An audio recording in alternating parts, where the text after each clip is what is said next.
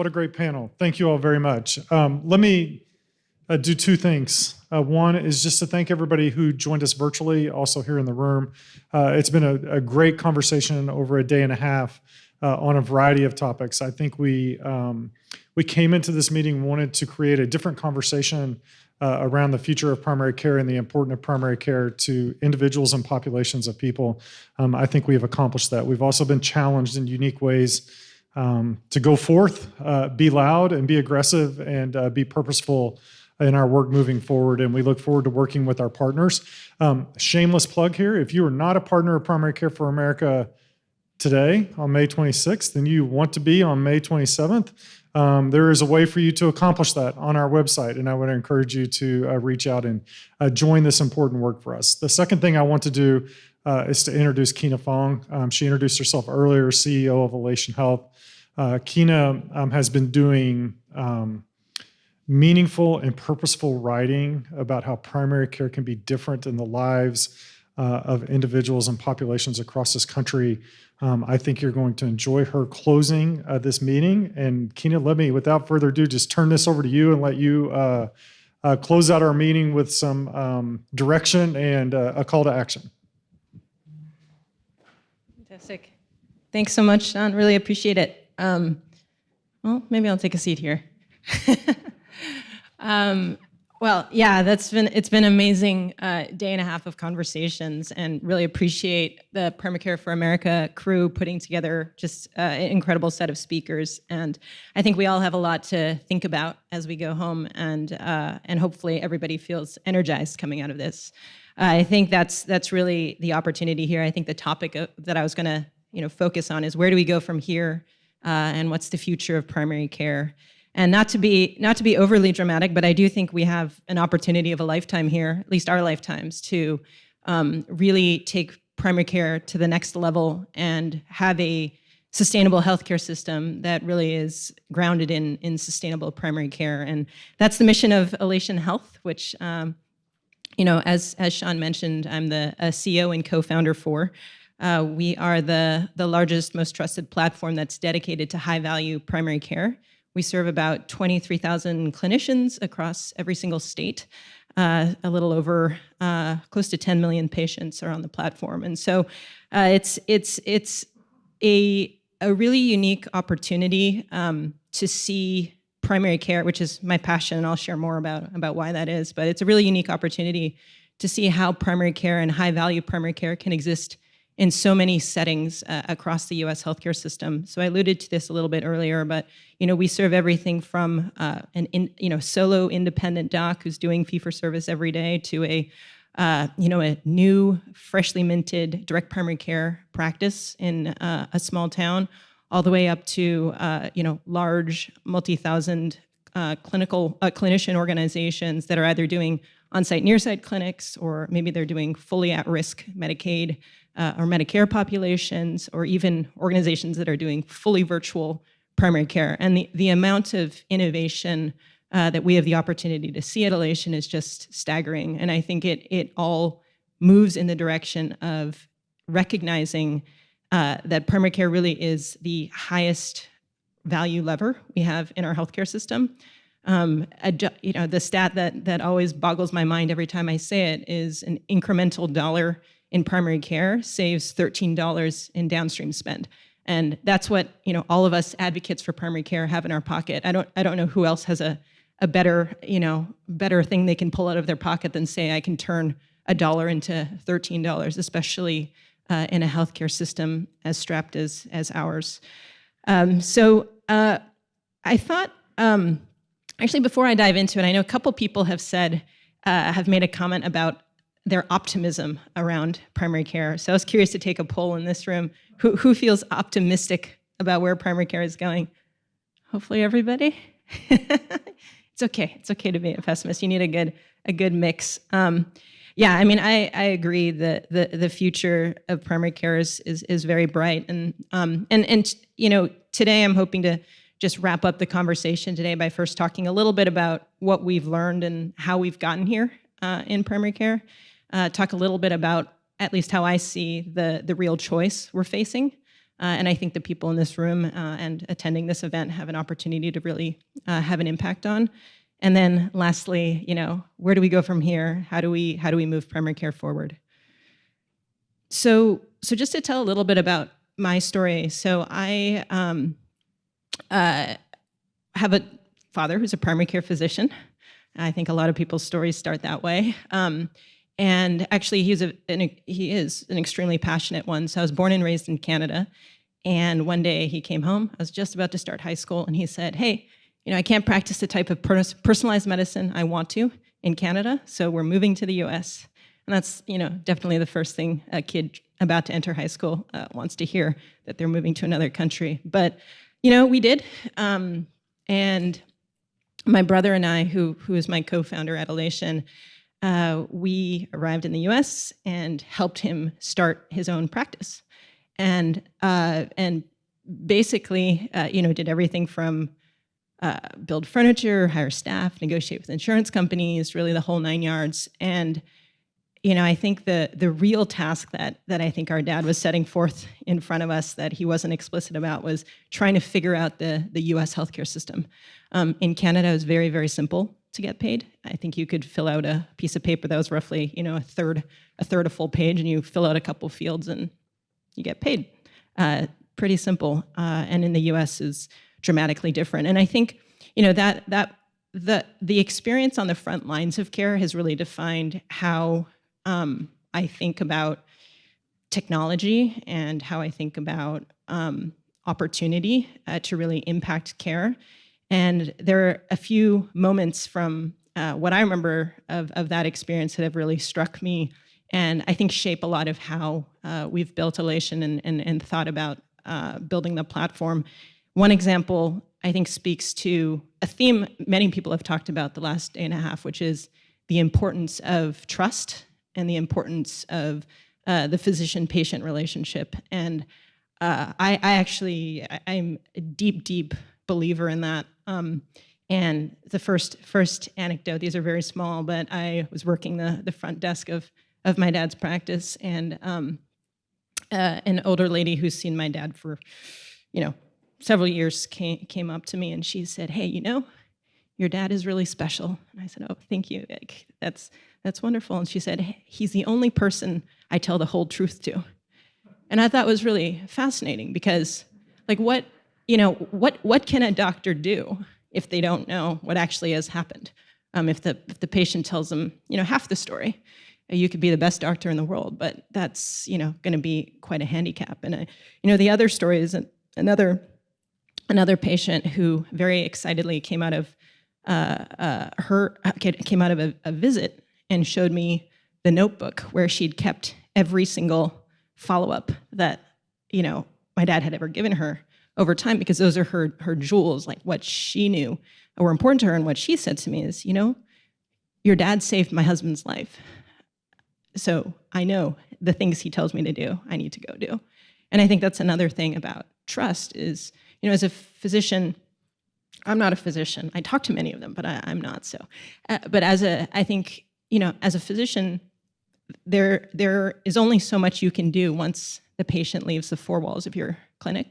And that trust and that relationship and that feeling of mutual responsibility and accountability, I think, can go just so far in changing behavior and changing outcomes. So I love how the topic of relationship, of trust, of the personalized nature of care has come up a ton of times here, because I think for all the conversations around incentives and payments and technology and whatnot, at the end of the day, it's one of the most sacred relationships between people that we are talking about.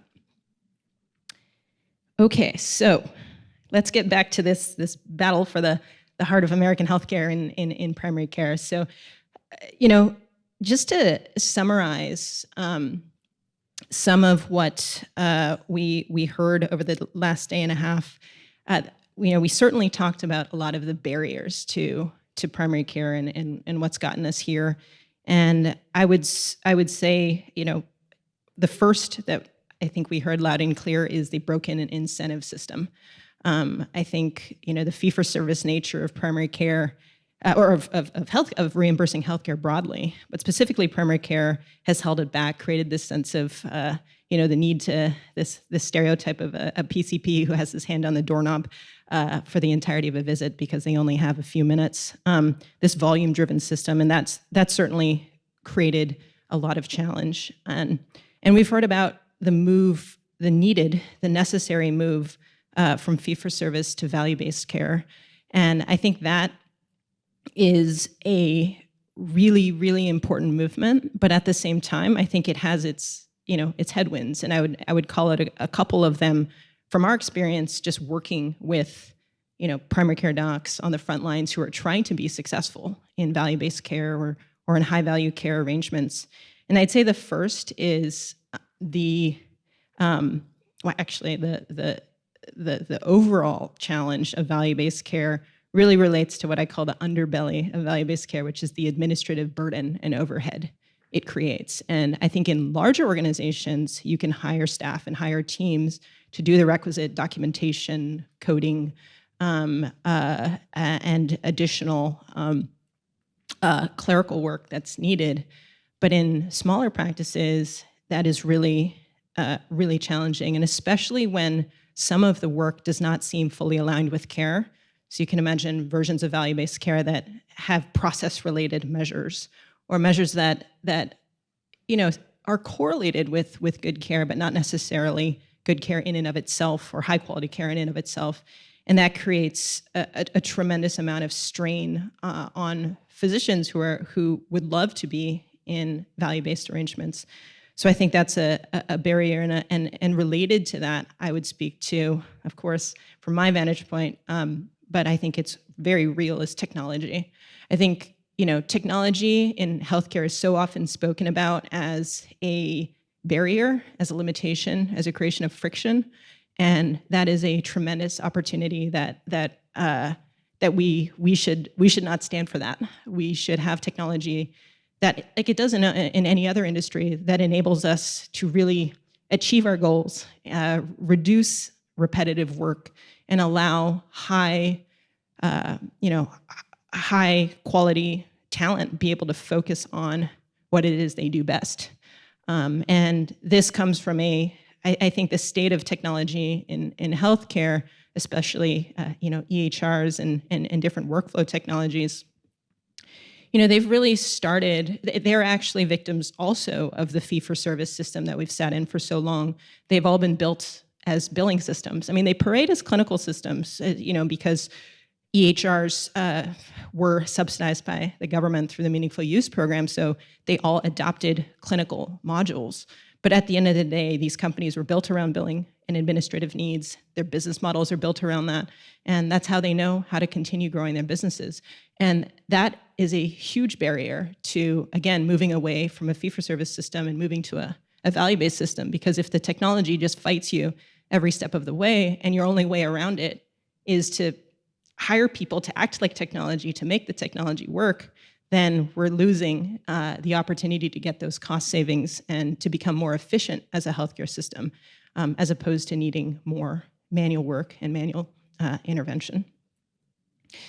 And so, compound all of this with I think the stat was cited earlier today about the fact that we spend so much less on primary care than any other developed country, 5 cents of every dollar, as opposed to 14 cents, which is the OECD average. And we're starting at a challenging place, but at the same time, I think the opportunity and the understanding that primary care can really help lead to a sustainable healthcare system at scale. I think that understanding has never been more widely held and more widely understood, and more widely affected people and made them passionate about this topic, which I think is what we've seen today. So I think one of the things that we think a lot about at Alation as we encounter different organizations that are looking to innovate is we've found that there is increasingly, instead of this, there's been this traditional delineation in the delivery system between independent versus employed type arrangements for physicians and clinicians. I think one thing that is a huge opportunity for primary care is actually to transform our healthcare system into one that is primary care led versus specialty led. And I'm actually curious in the audience, like which one, I don't know, I know you don't all work at healthcare organizations, but how many of you would describe your organization as primary care led? Fantastic, that's amazing. And how many of you would describe the majority of organizations you interact with as being primary care led? Very few, yeah. And I think that's the opportunity and the choice we have. Like, how do we stand up as leaders and put primary care in the driver's seat? Again, in our back pocket, we have the ability to turn $1 into $13. It's almost magic. And I think there is an imperative for all of us to continue to advocate for, lead, and drive forward to a primary care-led healthcare system, because I think that is the only path to a sustainable healthcare system where we have great outcomes at a manageable cost. So how do we move forward from here? I think there are three themes that I'd want to emphasize in what we've heard over the last day and a half. I think the first is about reinventing payment, the incentive system. How do we allow primary care to really deliver the value that it can and not be impeded by artificial constraints? And whether there was the story earlier today about the physician who figured out the best way to administer care to a patient was to speak only through her daughter. Like, that is unreimbursable in the fee-for-service system. And I think it's really thinking about how do we enable predictable payment that allows for the best possible care for patients. And that's certainly lever number one. I think number two, which we've heard a ton about, is reinventing the workforce, the primary care workforce, our education system. It takes time to break that cycle, and I think there are some very exciting initiatives out there. I mean, a lot of it was spoken about today, and hearing about some of the innovative medical schools out there that are rethinking medical education from the ground up, and particularly training primary care. I think that's really powerful. And the last is reinventing, and honestly, it's setting a higher standard for technology that we're using. There's been an incredible amount of innovation there, and I think all of us should really demand technology that is an ally, that is an accelerator, that is an enabler, and not something that holds us back. So, in conclusion, I think the future of primary care is incredibly bright. I'm incredibly optimistic about it, and this last day and a half has only added fuel to that. And I hope all of you will return to your respective organizations and with a renewed passion, renewed energy, and a knowledge that this is a community, and a growing community, that really wants to see primary care thrive. And in Primary Care for America, we're a founding member of that. It's one of the most exciting things that for me that we've done in the last year, and we're really honored to be a part of it. So thank you all for being a part of this, and hope to continue the conversation, and hope to continue growing this community and this movement.